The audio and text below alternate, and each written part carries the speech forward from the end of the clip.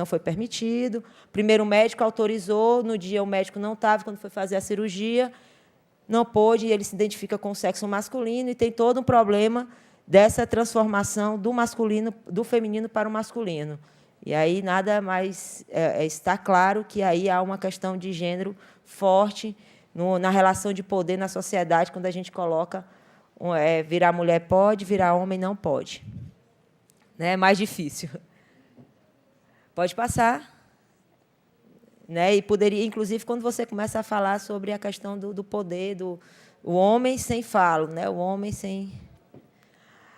E aí as travestis e as transexuais, né? As travestis é interessante a gente pontuar que tem uma diferença gritante entre elas, assim, a travesti, ela não quer fazer a cirurgia, ela tem a relação com o seu órgão genital tranquilo e gosta de se vestir como mulher e gosta de ter uma vida como uma mulher. E a questão das transexuais e dos transexuais, não. Eles não estão muito bem com seus órgãos genitais, eles não estão bem, eles querem fazer um tipo de transformação do seu corpo para uma adequação, e isso é bem claro. Inclusive, há uma violência, eu converso muito com transexuais, que, quando saem de casa muito cedo e se reconhecem transexuais, não se reconhecem travestis, eles dizem que a maior violência do mundo é quando elas vão para a rua fazer o trabalho como profissional do sexo, e, quando chega lá, elas não vão virar... elas não vão para lá, quando procuram uma transexual, uma travesti na rua, não procuram para que elas sejam mulheres. Elas procuram um homem no corpo de mulher, um homem, um corpo, né, com os órgãos de homem, mas com a aparência de mulher. Ou seja, elas têm que fazer o papel na cama como homem, né, imposto, né, nessa construção de gênero.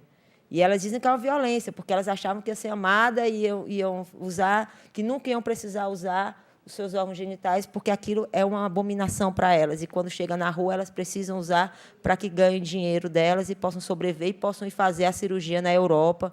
E agora não, agora o governo federal já garante, já existe 4 regiões do país que podem, sim, fazer a cirurgia paga pelo SUS.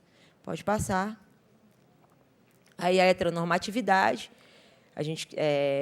O meu acadêmico usa bastante, que é a questão da heterossexualidade como a única forma de se envolver sexualmente. Né? E aí, pessoas que não têm a orientação sexual heterossexual acabam sofrendo preconceito e discriminação por conta disso. Então, a gente trabalha com essa visão da desconstrução da heteronormatividade, exatamente para dizer que não é só essa sexualidade possível. Né? Ao contrário do que os evangélicos falam, né? Do Silas Malafaia falou na última audiência, lá na Câmara, sobre o Estatuto da Família, que ele falou que a gente quer desconstruir a heteronormatividade e construir só a homossexualidade. A gente não pensa isso. A realidade é desconstruir esse pensamento único que só existe uma sexualidade, né, a heterossexual. E tudo é construído a partir do olhar do heterossexual. A questão do que diz a lei, né, existem várias leis de defesa que não falam explicitamente a questão LGBT. A única lei nacional que fala a respeito dessa população é a Lei Maria da Penha, que fala explicitamente a questão das lésbicas, não as outras populações LGBT, mas fala explicitamente das lésbicas.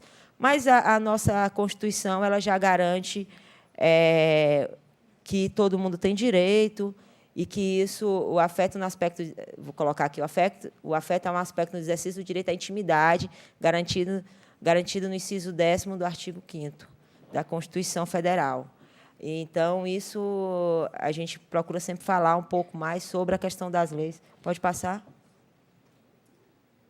Aqui é a Constituição, no artigo 1, né, primeiro da nossa Constituição, que fala sobre o Estado Democrático de Direito e tem como direitos fundamentais a dignidade humana. E aí a gente vê vários casos da homofobia no Brasil, homolésbica e transfobia no Brasil, esse direito ser violado. Pode passar. Mais um aí da Constituição Federal. E aqui a homofobia, a lésbica e a transfobia institucional. né, que são os agentes do Estado que fazem questão de discriminar e esquecem que são funcionários públicos e que devem, sim, respeitar as pessoas, independente da orientação sexual. A gente recebe, agora a gente está recebendo mais por conta da ouvidoria, a gente divulgou mais a ouvidoria, no sentido dos crimes, para acompanhar a questão da violência, da homofobia e lesbofobia institucional também.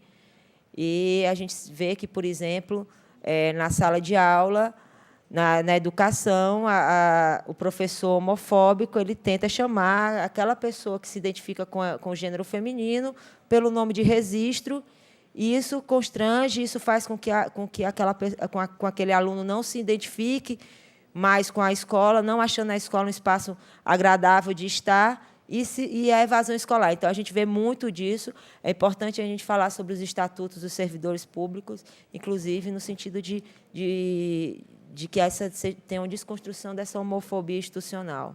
Pode passar.